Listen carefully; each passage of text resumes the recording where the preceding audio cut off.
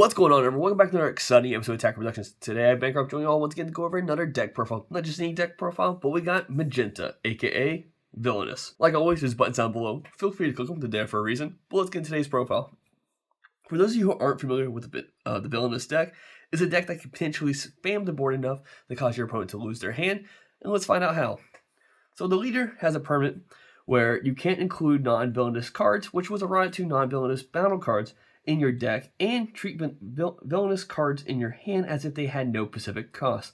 Auto when this card attacks, look up top 5 cards of your deck, add up to 1 villainous card among them to your hand, then shuffle your deck afterwards, and then the awakening is that if your life is 4 or less, or if you have 2 or more villainous cards in your energy, you may draw 2 cards and add cards from your life to your hand till you have 6 life.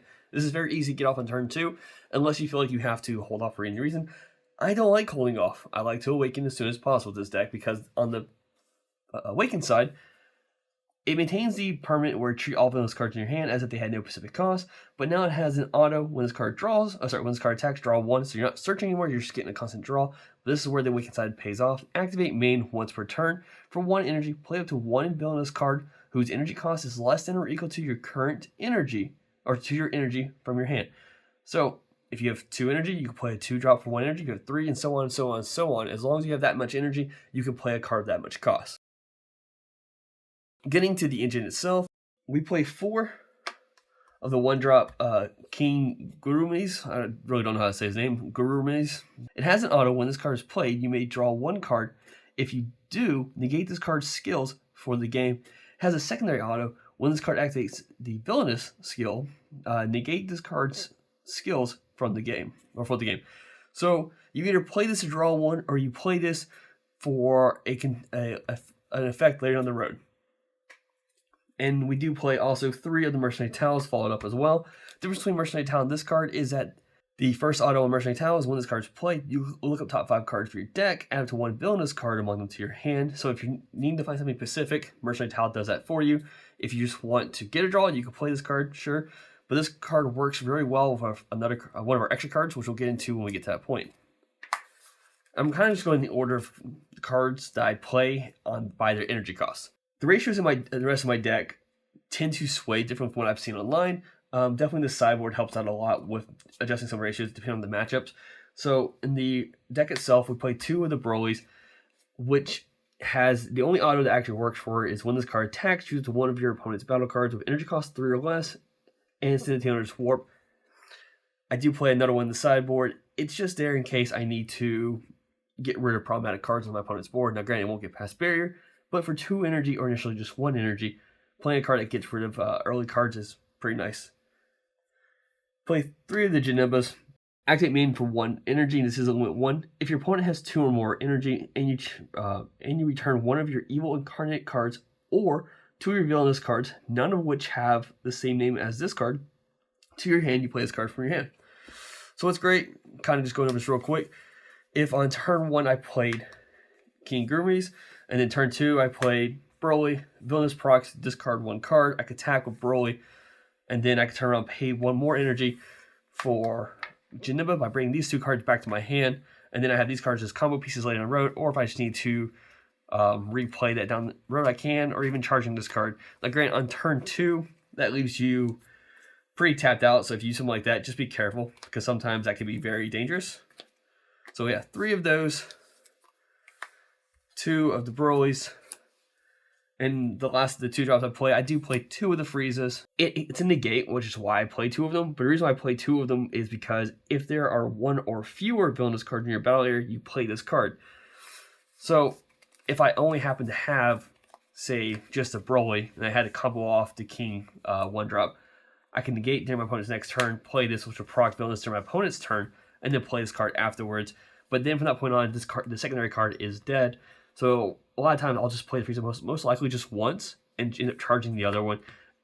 Now, if you're playing as someone who knows how to deal with this deck, then hang on to your Friezas, because most likely it'll come in handy. Going to the 3 drops, I play 3 of the Beerus's because I love the idea of offering. It tells you if your opponent's confident in their hand or if they're not. They tell you to draw 2 cards. Most likely they don't want to crit a life because they feel like that might be important. Or if they crit a life, it tells you they have a really good hand a lot of times.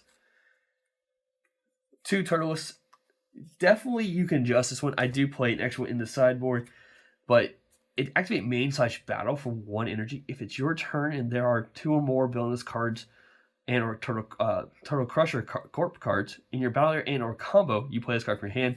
So initially, turn 3, this card's active for 1 energy, so you can use the leader's ability to play a card such as Beerus and then turn around and play Turtles right afterwards.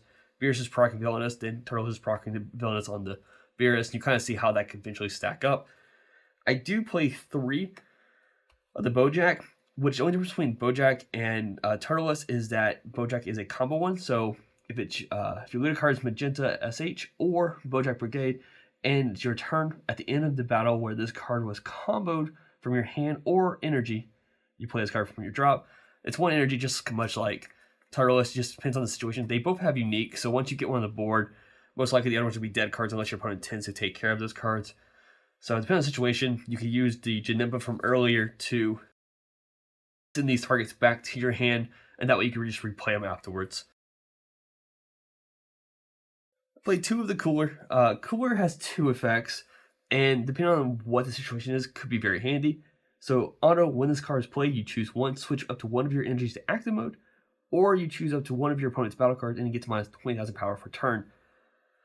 And just once again, going over all these other effects, I think I would rather, you pay 1 to play the Cooler, you restain your energy, Cooler has double strike, so then you swing with Cooler, and you can turn around and just combo the Bojack to play the Bojack, and then you can also, in that same interactions, play Turtles for 1 energy because you have 1 in the combo area, 1 in the field.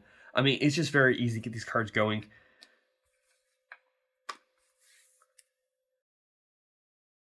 Play 2 of the Bio Broly. The reason I like Bio Broly is mainly because of its dual attack. For 1 energy, I'm getting 2 20k hits out there, which a lot of times is great. And then, auto limit 1.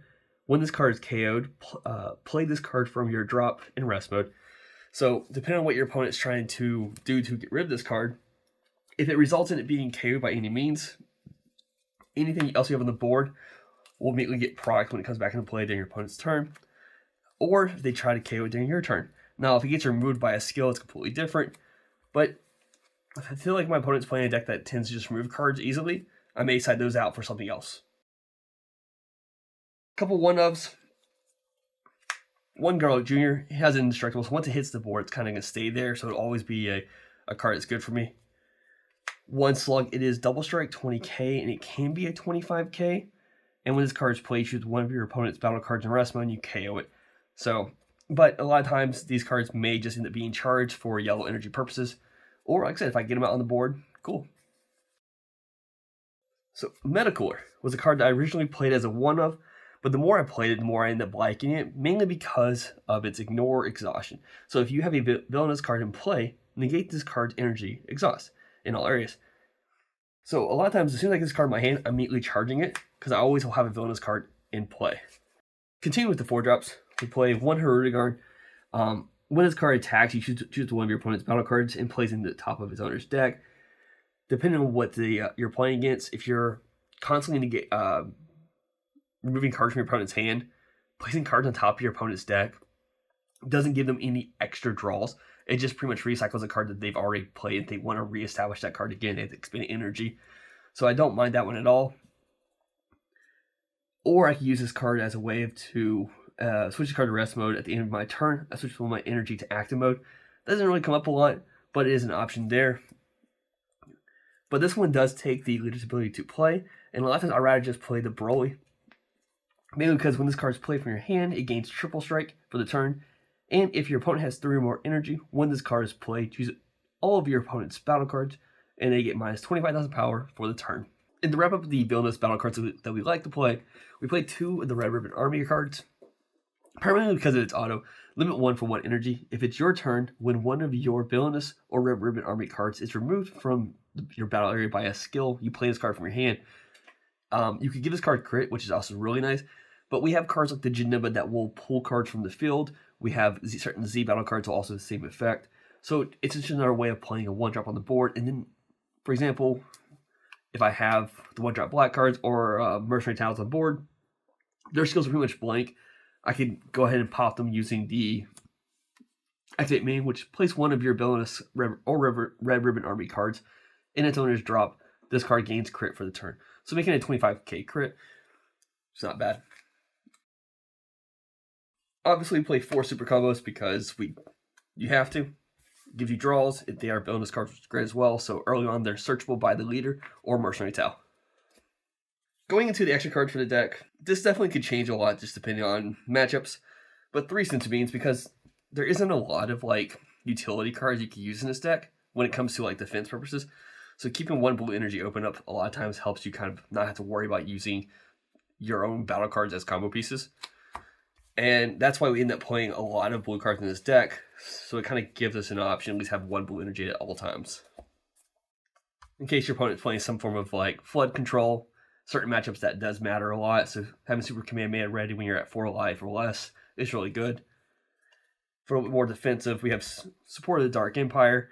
If it's a pretty aggro deck, or they're trying to go for key battle cards that I don't want them to get rid of at the moment, then I will have this ready for me to go. And for those bigger cards, we play 2 Petrifications. And then we have 3 playtimes over. I do agree, you should probably play this as a 4 of. It really probably should be a 4 of. And reason being is because counterattack, if your leader card is black, negate the attack, then play up to 1 black battle card with an energy cost of 1 from your drop area with the skills negated for turn. And obviously your target is King Guru's. Because when he plays, he'll proc every other villainous card on your board during your opponent's turn, making them lose cards from that point on. But I feel like this is a card I typically use like on turn 3 and 4. So I kind of ran it at a 3 of, because I only really need to see 2, and I feel like that's comfortable. But completely understandable by putting up to a 4. And last but not least, because I do not have the Vermilion Saiyan Secret Rare, I'm currently going with the Vegito Unison. It's double strike, permanent card can't attack if there's 3 or fewer markers. +1, you may place X cards from your energy to the owner's drop area. If you do, you place X cards from your drop area to your energy in rest mode. And then the activate main for 0 markers. Tap 4 energy, has to be a red, blue, yellow, green. Draw 3 cards, and this card gets plus 15,000 power and triple attack for the turn. And if your opponent can only activate counter skills 1 more time for the turn. So with the ability of having pretty much a variety of colors to pick from, using this Unison, we can get the 4 colors where we need them by turn 4 to activate this effect if we want to go that route. And I mean, like, I agree. Like, that's a good Jimmy. I agree with Jimmy on that one. Playing that card is really good since I don't have the Vermilion Saiyans. I was playing the Heroines Lineage, but I do like the Unison a little bit better. And like I said, the sideboard is more or less just wrapping numbers up. So I feel like my opponent's playing a lot of more lower cards. An extra Broly kind of helps clear stuff up. Or I decided to another Turtleish, just having more cards to play at 1 cost. 1 more Medical, mainly because of the extra cards I play in this deck. I do play 2 yellow extra cards, actually I'll show them right now, which are Flying Nemesis. So this kind of gives me a yellow energy or even a yellow card to discard for those. And that's just against the super aggro matchups. And mainly super aggro tall matchups. Because I do play 2 Protector of the Peoples, because that's just really good for any aggro deck. 1 extra petrification, sometimes it's important to have that. 3 Dirty Bursts, that could go down to 2 and put it in the 4 playtimes over. Right there might be a little better option. Desperate Measures, mainly because of the Genibas, and I could take out a Super Kamehameha if I feel like I need to use this a little bit earlier in a matchup. And then I could pull back a Geniba back to my hand and immediately use Geniba again. 1 more Hurried Guard, mainly because of blue energy sometimes is great, or in case I need to use the removal ability of this card. And 2 Dr. Euros. Unisons aren't a thing right now, like they're not really being utilized as much, but this card can rip 2 markers from your opponent's Unison, so I feel like having that's pretty good, especially the fact that you play this for 1 energy. And just kind of wrapping up with the sideboard, the reason why I kind of also moved up on the Metacolor cards, 1 Frieza, just because the auto causes your opponent to discard a card when you swing with a battle card with energy cost 5 or less, and he's a double strike 15 for initially 2 energy. Needs to be green though for him. 1 Jiren, deflect. When this card is played, choose one of your opponent's green. Choose up to 1 of your green battle cards with energy cost 5 or less, and it can't be removed from the battle area by an opponent's skills until the end of their next turn. That could work well with like Bio Broly or even Turtleish. Activate main, limit 1. Place any number of your Z energy cards in their owner's drop. Choose up to one of your opponent's Unisons and remove markers from it for each Z energy placed in the drop here by the skill. Additionally, if you place 2 or more Z energy in a drop by the skill, this card gains 10,000 power and double strike for the turn. So it's another pressure card, or even a Unison dealer. 1 Beers. Auto when this card attacks, choose one of your opponent's battle cards with energy cost greater than their current energy. Place it at the bottom of their deck. And this card gets plus 5,000 power for the turn. In addition, this card has activate main once per turn for 2 blue energy. If your opponent has 3 or more energy, switch this card to active mode. Choose up to one of your opponent's battle cards, ignoring barrier, and place it at the bottom of its owner's deck. And this card gains dual attack for the turn. So primarily, if I were to play this card, it's going to sit for a turn before I can even activate main. So a lot of times it becomes a target for my opponent instead of like my other battle cards or my leader. Because we play yellow, we have played 2 oolongs. Activate main once per turn. Choose up to one battle card in play, ignoring barrier. This card power becomes the chosen card. I mean, it's just amazing. So pretty much if they have a secret on board, or if I have like a 25k on board, it becomes that for 1 energy. And then 2 gammas. This card ignores villain. If you have villainous cards in play, you treat this card as if it had no specific cost, so you can pay whatever energy you want for it. Auto limit 1. When this card is play, you may choose 1 villainous card and place it in its owner's drop. If you do, this card gets plus 10,000 power and double strike for the turn. And it has activate main, limit 1. Place 1 card from your hand to the bottom of your deck. Remove this card from the game until the end of your opponent's next turn. If your opponent activates Villainous or a counter skill, you draw 1 card. A lot of times you can just play this card and immediately crack it, and that way if your opponent negates you, then you're still fine because you get to draw a card for that negate. Overall, that is my Villainous deck. Hope you all enjoy that. Keep in mind, put stuff in the comments. Let me know what you think of it. Let me know what you would change or what you're running in your Villainous decks. I would love to see it or even hear it. And with that being said, thank you for your opportunity. Keep in mind, read your cards, know your plays. We make the mistakes so you don't have to. Fluff out.